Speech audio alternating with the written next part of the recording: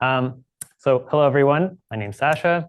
You may recognize my slide format from 2 years ago at the previous SpecQ bar, where I gave a lightning talk about this. So I'm very grateful to the organizers for giving me the opportunity to speak again. Now 20 minutes so I can elaborate and tell you some of the new results. So this is going to be joint work with Brett Nasserden, Zet McMaster, and Javier Gonzalez-Anaya. Before I start, I do want to say that in the 2 years, there have been also a nice change, which is that I got married. Thank you. Normally, I wouldn't include this in a professional talk, but I was actually inspired by Sue Sierra, who gave a talk in the first SpecQ, and she did something similar. I thought it was really lovely, so I wanted to do the same. Okay, so let me jump into the math now. So I'll start with some dynamic motivation. Understanding the dynamics of a variety, namely the self-maps of the variety to itself, can reveal some geometric information. So if you're walking down the street and a soccer fan comes up to you and gives you a curve, and then you find out, oh, this curve has a map from itself to itself, then you know for a fact that that curve is genus 0 or 1. Okay. So this is a kind of classification result, and in 2005, Fujimoto and Nakayama also extended this classification to surfaces. I won't tell you what all of the classification was, but things like toric surfaces, abelian surfaces, étale covers of a product of an elliptic curve in genus 2, and then another object is a P1 bundle over an elliptic curve. Okay, and they later tried to do some classification in 2023, 2024 for threefolds. Broadly speaking, if you want to study endomorphisms and you say pick a random variety, in this case that means general type, it will only ever admit finitely many surjective endomorphisms. Here I mean non-automorphic, so most of the time there are just automorphisms. And more so, they're usually just the identity map, not just an automorphism. Okay. So I'm going to focus on one particular kind of object, which is a projective bundle. So in the classification by Fujimoto and Nakayama, P1 bundles showed up for surfaces, and they also show up for threefolds, as well as some P2 bundles. Okay, and I want to ask, how do I find explicit morphisms of these in a nice way? So just some review for those who don't know. A vector bundle on some base x is basically for a topological space. To every point, you associate some vector space, and you do so in a smooth way, or depending on what category you're working in, analytic, algebraic, whatever it may be. So here I have some pictures. So a nice example of a vector bundle is always the tangent bundle. To every point of your variety, you associate the tangent space. That will always be a vector bundle. You just bundle them up all together. A nice geometric example I like is a Mobius band, where your base is a circle, and you have a one-dimensional vector space on that circle, but as you move that vector space, you sort of twist it around, and you do so in such a way that it glues together with a half twist. Okay, so a Mobius band can be interpreted, well, it has to be an infinite one, but it can be interpreted as a vector bundle. And the first way that you might work with vector bundles is with the use of transition functions, hence the name and the theming, which is the following idea. How do you actually make a Mobius band? You take a sheet of paper and you glue it together with introducing that half twist. Okay, so on that intersection of those two pieces of paper, or sort of the one piece of paper, on that intersection, you're saying, well, the vector space that came from this side is oriented this way, and the vector space on the other one is oriented the other way. So I have this map from the one which is oriented this way to that one, which glues them together. Okay, that map is essentially what the transition function is. Okay, so more broadly, I'm just going to do this, for my topological space.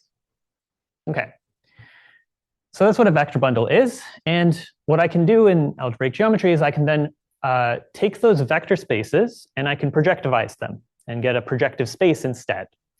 And the nice thing is that I can do this in such a way to all the fibers all at once, so that I actually get a variety out from this. If you like the scheme theory language, it's just this Proj construction of the symmetric algebra. But the intuition you should have is that you have these vector spaces, but you've just taken the projective space over them. Okay. And so if I want to think, well, this is a nice projective variety if the base was projective. So I might imagine that if my base has lots of maps, and I know that projective space has lots of maps, then maybe projective bundle will too. So for instance, for the trivial bundle, that's certainly true. But now I have this weird twisting that's going on. So maybe it's possible, maybe it's not. Okay. Any questions so far? All good? Okay. So let me make one simplifying assumption about my endomorphisms, which comes from a lemma of Le Soutre and Satriano, which tells me that if I have any endomorphism of a projective bundle, I can actually find an iterate of it so that it commutes with the map on the base. Okay, so a priori, I might not have that the map itself does that, and there are examples where it doesn't, but I can always iterate it so that it does. And the resulting map is called a bundle map. The advantage of bundle maps is that they map fibers to fibers. That's really what the use is here. So instead of talking about surjective endomorphisms, I'm going to talk about bundle maps. Okay.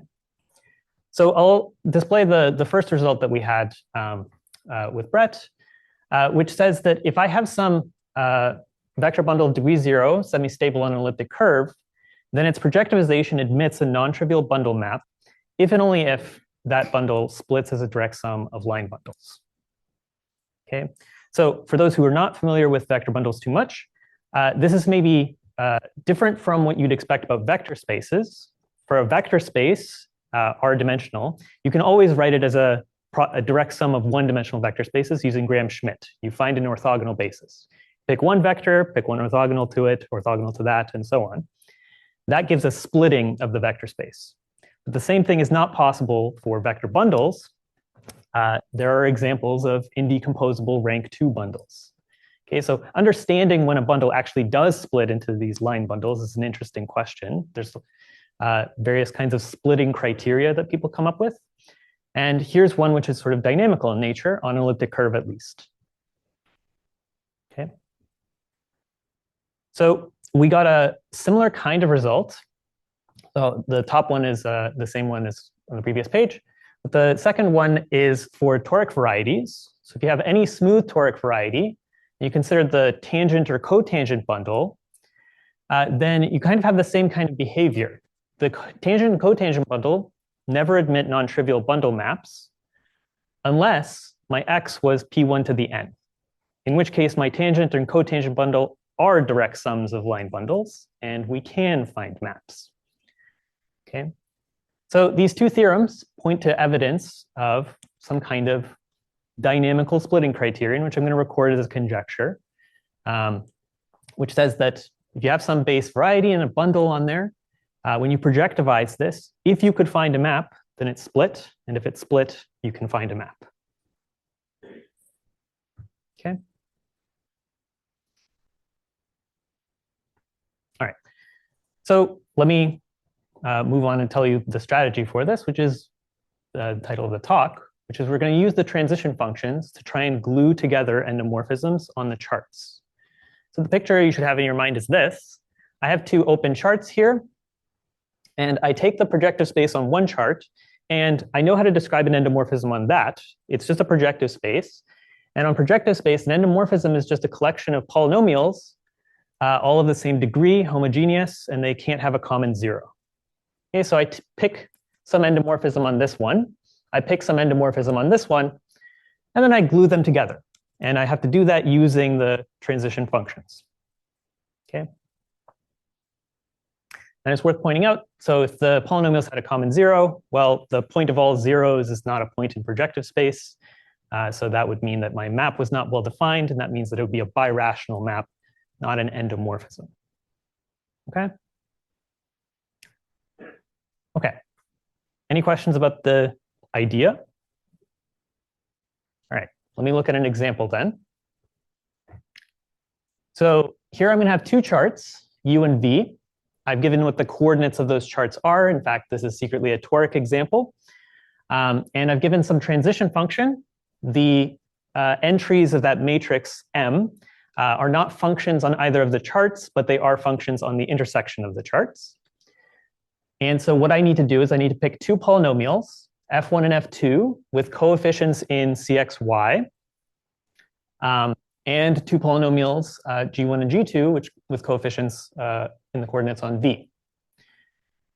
And these, so I'm not going to give the general compatibility conditions, but in this case, this is what the compatibility looks like. You can see that it incorporates the transition matrix in two ways. One is sort of affecting the entries in F, and this is sort of the transpose of the equations for G.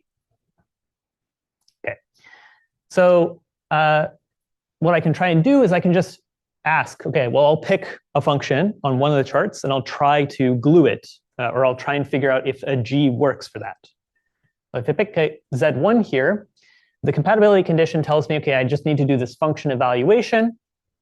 So I plug in yz1 into z1 squared, I get y squared z1 squared, unsurprisingly. Then I can solve for G1 by just canceling a y on both sides. And I see that G1 is this function, but its coefficients do not lie in the right ring. Okay, so this is an obstruction. This would not work to define an endomorphism, so my first choice was bad. I can, of course, modify that choice. If I multiply by x, then suddenly this will be xy, and it will be in the correct coefficient ring. So some choices do work. So I just want to stop here and mention that for the first theorem, which said this result about bundles and elliptic curves, this kind of thing, this modification that I made, will never be possible, essentially. If you try to write down an endomorphism, there will be this issue that if you try to modify the functions, you won't be able to glue them together at all. And so the coefficients will never lie in the right ring. That's not going to happen in the toric case, which is this example. So now let me continue. Let me try doing F2. So I was able to pick a choice of F1 and G1 that worked. If I pick F2 to be this, I can plug in the function evaluation. And again, I just expand this out. I use that second equation. Now I know what G1 is, so I can solve for G2 in this case. And I get this long expression here, which now you can check. All of these coefficients actually do lie in the correct coefficient ring, right? Okay, and so I get this collection then of four polynomials, these guys here, and I just need to check that they have no common zeros. But here is where the problem lies in the toric setting. On the chart V, I need to be able to have this endomorphism of all of the projective fibers. And in particular, one of those projective fibers, namely at the sort of torus fixed point, actually has those functions being identically zero. So if I take the point where I've set these coordinate functions to be zero, then those functions are zero, right? They don't have a constant term. And so on that fiber, my map is just completely undefined. So I tried to give a whole endomorphism on my bundle, but at this specific fiber, it's just not defined. So this is just a birational map, not an endomorphism. Okay. Are there questions about that example? Okay. So this is all about, so this is the kind of thing that happens for theorem 2. We end up showing that somehow you'll always have this vanishing along some torus fixed fiber for a smooth toric variety, particularly for the cotangent and tangent bundle. Okay. But you could ask the converse instead. Now, let's say my bundle does split as a direct sum of line bundles. How do I produce endomorphisms? This is maybe the most technical slide. I'm not going to dwell on it too carefully. But if I have some bundle which splits as a direct sum of line bundles, then I can explicitly give you an endomorphism. In fact, they're determined by a bunch of global sections of some line bundles, the line bundles that show up in your factorization. And again, I won't dwell on it too carefully, but the main takeaway here is that if your differences between the line bundles, let's say you have two of the factors, if their difference is something that has a lot of sections, then those sections are more likely to satisfy this condition. Okay, so having a lot of sections means that it's more likely you'll have these bundle maps. Okay, let me show an example of a kind of parameter count illustrating this. So if I take the bundle up at the top there on P2, it's 3 line bundles, the trivial bundle, and then O of 2 and O of 4. Then on any of the charts, it doesn't matter which chart I pick on P2, I can define these 3 polynomials, and then I can do this kind of parameter count for what the coefficients A, B, C, up to G could be. And so let me illustrate this idea a little bit. So for instance, this A coefficient, it corresponds to this Z3 squared. So the Z3 is going to be linked to the 3rd bundle in my direct sum. So anywhere I see a Z3, I should think O of 4. And here I'm squaring it, so I should square that 4, or multiply it by 2. And if I'm doing things on the 2nd polynomial, then I'm going to take away the 2nd summand. Okay, and I can just compute this, what this number is, and I'll get an O of 4. Okay, so then A should be an O of 4. Right? Any choice of A being a section of O of 4 will be okay for this. I can do the same kind of parameter count. For B, I have Z2 and Z3. So instead I have a Z3, that's going to give me 1 coefficient there. A Z2, that's going to give me 1 coefficient there. And then I subtract the same because I'm in F2. And then similarly for C, I have Z3 squared. So I'm going to have 4 times 2. And I'm going to subtract 0 because that's coming from F1, which is corresponding to the 1st bundle. Okay, so I can do this kind of game. I can just play it and count what the parameters are for each of these functions. And I know what the dimensions of these vector spaces are. That's on projective space, so there's, this is well known. So O of 8 is the degree 8 monomials in P2. There's 45 of them. In O of 6, there's 28. In O of 4, there's 15, but there's 3 of those that are showing up. A, F, and E. And then there's 2 O of 2s, D and G, which have 6. So in total, this gives me a family of over 100 million bundle maps, okay, that I've explicitly constructed. Yeah. So this is to summarize, we use transition functions to do 2 things.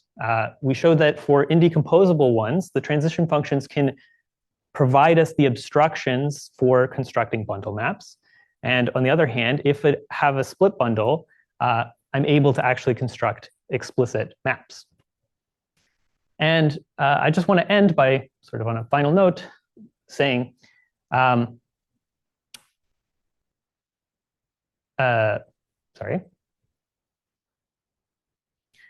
Yeah, I just wanted to end by saying, so some historical context was that in the case of projective bundles and elliptic curves, there was this sort of big movement in the arithmetic dynamics community to try and prove a special result called the Kawaguchi-Silverman conjecture.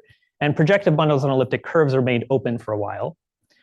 But then I came in with Brett, and we were able to prove it using this transition function technique, which experts sort of overlooked for about like 10 years. So I just wanted to say, well, I think it's kind of poetic that this underappreciated technique of using transition functions blossomed into a nice result. So it's not super spectacular, but it is, I'm really proud of it. And yeah, so I'll stop there.